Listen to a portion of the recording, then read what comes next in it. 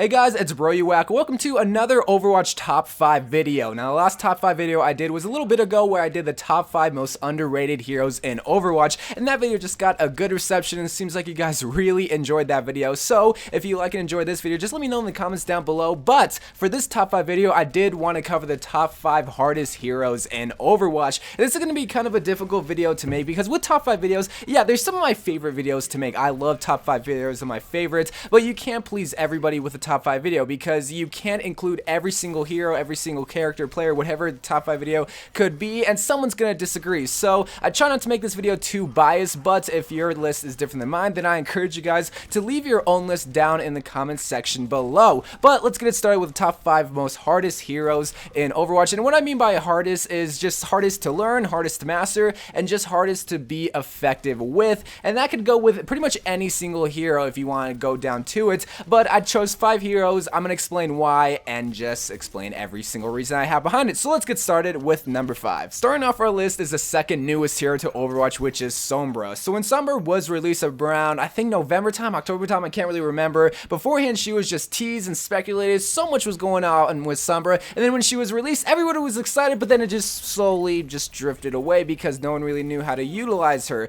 I mean, sure, she was in the offensive category, but she wasn't this big damage dealing hero such as like Tracer, even Makris, Soldier 76. No one really would see the point of using Sombra when you can use those types of heroes. I mean, yeah, her main point, her main toolkit is just being able to sneak around the back and just hack people. But before the patch, now this was before the patch, she was kind of hard to use because the cooldown for her hacking ability was so long. So then buffs came around and it just shortened down her cooldown, and which made her a little bit more viable. And especially with this new barrier watch coming out with Orisa and with Reinhardt and Winston, she's going to be used a lot more, but it's going to be still very hard because people are still kind of seeing her as this offensive hero when she's not really like that. You just have to go around the back and just kind of be a sneaky Sombra to be able to hack the Rein shield. I mean, she can be effective hero, especially with her ultimate, her EMP. That is probably one of the most powerful ultimates, but it has to be followed up because if she just ultimates by herself and no one's there to follow up, it's kind of gonna be useless because, okay, you brought down our shields, we're not able to use our abilities, no one's shooting us. It's kind of like that meme with John Travolta. It's just looking around, it's like, what do we do? Oh, okay, well, no one's here to follow up. Let's just continue doing what we're supposed to be doing. So, again, Sombra is a very powerful hero. She's just, it's kind of like a situational hero, and she has to also be followed up with people. If she's going to hack the Rein shield, if she's going to just hack the Rein shield, no one's going to be following up, then she's just going to be a sitting duck there. The Roadhog can just hook her unless she has her translocator. So, again, you just have to be smart with Sombra, and she's sort of situational, but she is still very powerful. Coming in at number 4 is another added hero to Overwatch, which is Ana. So I really have to explain it, just hang in there with me. Ana on PC is so much different than Ana on console, just because you have just more precise aim and accuracy on PC than you do on console, since you have that mouse movement. Now, I'm not saying she's impossible to use on console, but a good Ana does require better aim, and on console it is a bit more harder, and that's literally all Ana is about, is just precise accuracy and being able to heal the team. Because if the Ana doesn't have accuracy, guess what's not going to happen? Your team's not going to get heals, the enemy team isn't going to get anti-heals, and your team isn't going to be able to steamroll through because you don't have good accuracy. And also, you have to be smart with your biotic grenade. You can't just willy-nilly just throw it on yourself because, one, bruh, that's a little bit selfish. I'm gonna be honest, I'm gonna want some heals with that, so just save it for the whole entire team. And also, her sleep dart is so powerful.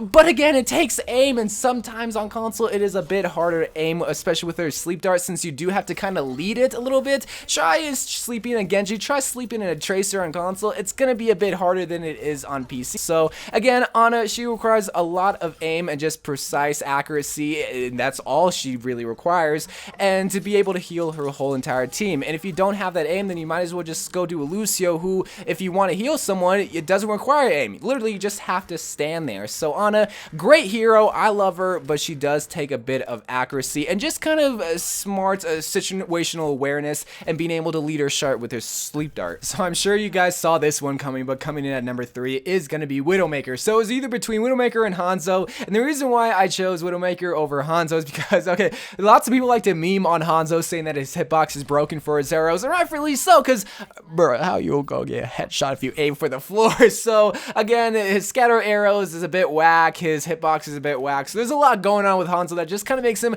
a bit more easier. He still is hard, but not really compared to Widowmaker. But another reason why I chose Widowmaker is because compared to these other games that have snipers such as CSGO, Battlefield, or even Call of Duty, when you scope in, you're able to shoot right away. With Widowmaker, yeah, when you scope in, you are able to shoot, but you have to wait for the charge to build up to have a 100% shot, because if you just shoot as soon as you scope in, you're probably not gonna kill someone unless they're very, very low health. So again, it takes patience, it takes timing, and it just takes choosing your targets very precisely. I mean, sure, she does have her assault rifle. It's like, okay, when you're unscoped, pretty much you're able just to free fire right there, but it doesn't deal a lot of damage. I feel like it's one of the weakest guns in the game, so it's not gonna kill a lot of people. You just have to be smart with it. So again, Widowmaker takes a bit more accuracy, precision, and just patience, but bruh, when you have a good Widowmaker, she can get tons of picks, just tons of easy picks on, say, like Hollywood, Nubani, and you're just able to steamroll through. I love a good Widowmaker, but it takes practice. Widowmaker is one of those heroes that I feel like anybody can learn, but you just have to pour time and effort and practice in just to get your shot right, and just to get the feel, because she's not like other snipers in other video games where you're just able to scope in and get insta kills like you can in CSGO. But even in games like that, the snipers are some of the hardest guns to learn, but bruh, when you do learn them, they're most effective. Same thing with Widowmaker. And she can pull off some pretty cool trick shots too, I'm just saying. Coming in as runner-up at this list is gonna be Makris. So this was kind of hard to choose, but the reason why I went with Makris is because he's sort of like Widowmaker. He takes precision, he takes accuracy, he takes patience, just choosing his shots, but also, unlike the other offensive heroes in this category, he doesn't have good survivability. He doesn't have the ability to heal himself. He doesn't have the ability to move fast. He doesn't have any of that. He solely relies on his Magnum and just getting the kills. Sure, he does have his flashbang for maybe flanking tracers, flanking Genjis, but that also takes precise accuracy and just timing for when you want to throw that flashbang. And if he misses, you're kind of SOL at that point. But if bruh, if you hit that flashbang on a moving tracer, that tracer is going to the graveyard.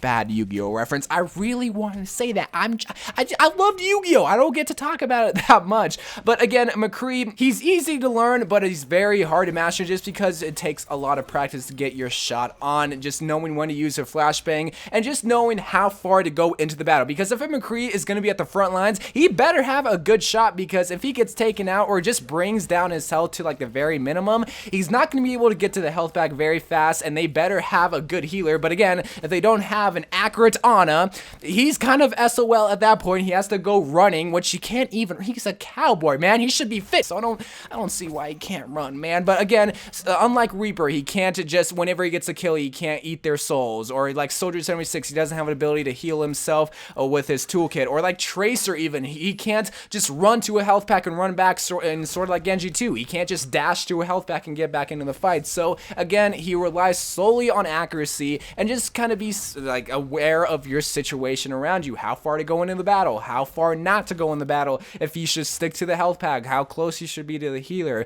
So when you have a good Makris who has his shot on, if he's good with his flashbang for flanking tracers and Genjis, bruh, it's gonna be a hard time. And not to mention, his ultimate also leaves him even more vulnerable. I mean, once he pops in and says, "It's high noon," you're pretty much #1 priority, #1 target, and all people have to do is like, oh my god, oh, he's right there on top of the church, because you're glowing freaking red. So you're exposed and you have to get your shot off, but you have to wait for it to charge up so you can get those headshots. But his ultimate is probably one of the most powerful ultimates. You just have to be smart with it, time it up right, and find a good spot where you can just flank around them. But it's still hard since he can't get around very fast. Sure, he does have his roll, but again, that's all all he has, bro. He's half cowboy, half machine. Why can't he? I don't get it, man. I don't get it. Before I give you guys the number one hero, I do want to tell you guys some other heroes I consider for this list. First one is Winston. He's sort of like Makris. He's an easy target. He has less survivability, but he still is a bit more mobile. Hanzo, it was a toss-up between Widowmaker and Hanzo, but I got rid of Hanzo because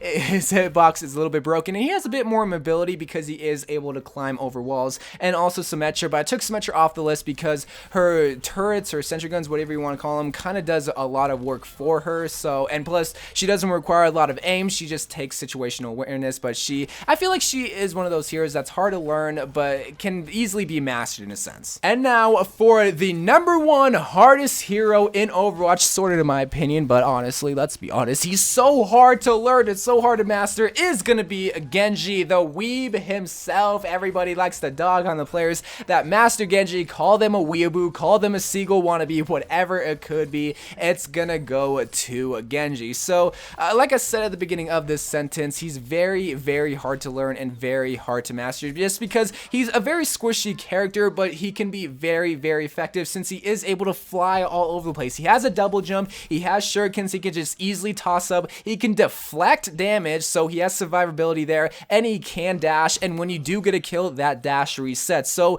he can just do all this sort of things. He has such an amazing toolkit, but it takes practice, it takes timing, it takes knowing when to just use your ultimate, just anything like that. It just takes a lot of situational awareness, and that's what you see throughout this whole entire list, is just knowing your whole surroundings and knowing when to use what kind of toolkit, when to use your dash, knowing when to just use your jump, whatever it could be. So Genji, he's very hard to learn and very hard to master, but I'm sure there are going to be some Genji mains out there saying, oh my god, it took me 2 minutes to learn Genji. Okay, I'm just not that great with Genji, and I don't see a lot of Genjis out there in competitive, but when I do see it, bruh, he's very hard to take out. He's not that easy to just sleep. He's not that easy to freeze because he just has that dash ability. So when you see a good Genji, it's probably because they took a lot of time, energy, and practice to put into him just to be effective. And bro, when you have an effective supporting team like an Ana or a Lucio or even effective tanks, it's just going to make him even better. So